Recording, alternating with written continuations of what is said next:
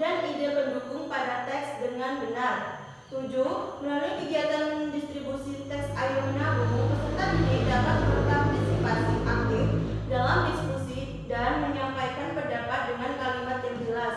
8. Melalui kegiatan menuliskan cara menabung di bank, peserta didik dapat menulis teks prosedur dengan baik. 9. Melalui kegiatan menulis pengalaman menabung, peserta didik dapat menulis kalimat dengan baik sesuai kaidah bahasa Indonesia. Kemudian kegiatan pembelajaran. Kegiatan pendahuluannya 2 menit. Yang pertama, guru memberi salam, menyapa peserta didik, menanyakan kabar, mengecek kehadiran dan kesiapan peserta didik, dan lain-lain, serta menyemangati peserta didik dengan yel-yel, tepukan, atau kebiasaan lain yang menjadi ciri khas atau kebiasaan atau kesepakatan kelas. 2. Peserta didik menyimak penjelasan guru tentang apa yang akan dilakukan selama proses pembelajaran dan apa tujuan dari kegiatan pembelajaran.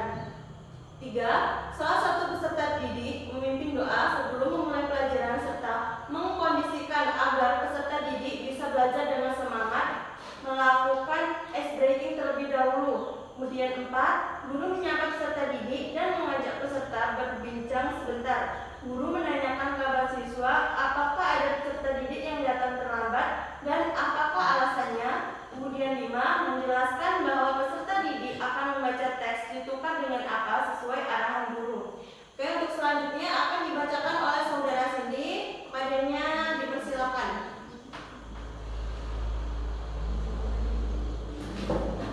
Kegiatan apersepsi. Guru memulai kelas dengan mengajak siswa mengingat kembali aktivitas sebelumnya. Kegiatan motivasi. 1. Memberikan gambaran tentang manfaat pembelajaran yang akan dipelajari dalam kehidupan sehari-hari. 2. Guru menyampaikan tujuan pembelajaran. Kegiatan inti. 1. Membaca. Peserta didik membaca teks ditukar dengan apa, kemudian mendistribusikan masalah yang dialami tokoh bersama teman. Terus selanjutnya peserta didik membaca teks ditukar dengan apa dan menjawab pertanyaan tentang tujuan penulis. Yang terakhir, peserta didik membaca teks ditukar dengan apa, membaca informasi dengan topik serupa pada sumber lain, buku atau internet, kemudian menuliskan rangkumannya. 2. Menirukan dan melakukan. Yang pertama, ada peserta didik mampu menyimpulkan dialog dan teks naratif dan memperagakannya. 2. Guru berkeliling untuk memeriksa jika ada peserta didik yang kesulitan. 3. Guru memandu peserta didik berdiskusi menjawab pertanyaan yang ada di buku siswa, serta menambahkan pertanyaan-pertanyaan lain yang terkait peserta didik dipersilakan untuk menjawab atau bertanya. Terus yang ketiga, kegiatan penutup. Yang pertama ada guru mengulas kembali semua kegiatan yang sudah dilakukan. 2. Guru dan peserta didik mengambil kesimpulan-kesimpulan dari apa yang sudah dipelajari. Terus yang D, refleksi. 1. Pada bagian ini peserta didik mengisi refleksi mandiri tentang hal-hal yang telah dipelajari. Guru dapat menambahkan poin-poin yang dirasa perlu. 2. Peserta didik juga dapat merefleksi pengetahuannya tentang fungsi uang dan manfaat menabung. 3. Jika ada peserta didik yang mengisi kolom masih perlu belajar, berikan kepadanya kegiatan perancah atau penggayaan yang menyenangkan. Jika diperlukan, komunikasi hal tersebut dengan orang tua. Refleksi pembelajaran. 1. Memetakan kemampuan awal peserta didik. A. Pada akhir bab 5 ini, guru telah memetakan peserta didik dengan kemampuan masing-masing melalui asesmen formatif dalam 1. Mencari dan mendapat informasi dari beragam sumber.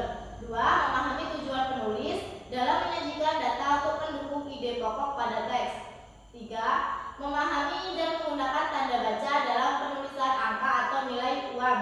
Dan yang terakhir, menulis teks prosedur. Informasi ini menjadi pemetaan awal untuk merumuskan strategi pembelajaran pada bab berikutnya. B. Rumusan kemampuan peserta didik. Dalam data pemetaan di bawah ini, isilah nilai peserta didik dari setiap kegiatan mencari informasi, membaca untuk memahami tujuan penulis, menggunakan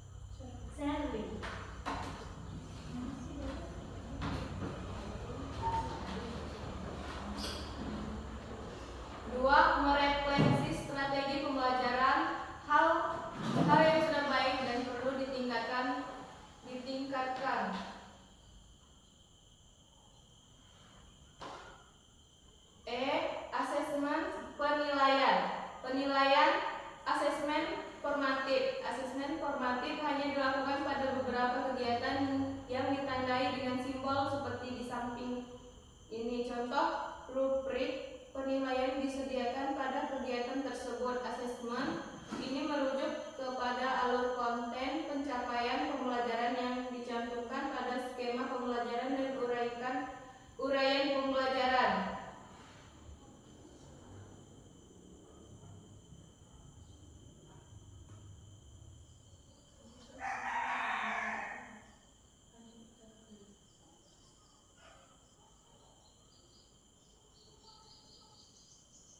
Kegiatan pengayaan dan remedial. Kegiatan pengayaan: 1. Untuk peserta didik yang mampu memperoleh informasi yang lebih cepat, berikan tantangan untuk mencari informasi yang lebih cukup luas. 2. Kegiatan perancahan dan pengayaan. Untuk peserta didik yang masih mengalami kesulitan, guru dapat membuat soal dengan bilangan atau nilai yang lebih kecil.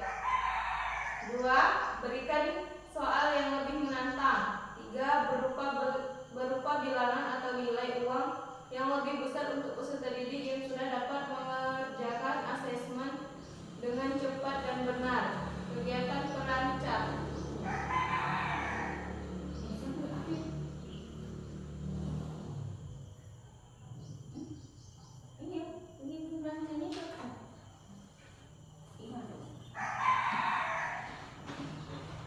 Kegiatan perancang.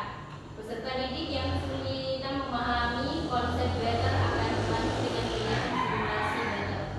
Selanjutnya, peserta didik bisa diberi waktu lebih lama untuk memahami bacaan. Peserta didik yang malu-malu atau memiliki kendala bicara bisa melakukan wawancara dengan membacakan daftar pertanyaan. Sebelumnya, peserta didik atau guru bisa menyiapkan daftar pertanyaan yang bersifat ya atau tidak. Meski demikian, peserta didik tetap harus diberi semangat untuk berani berbicara di depan teman-teman.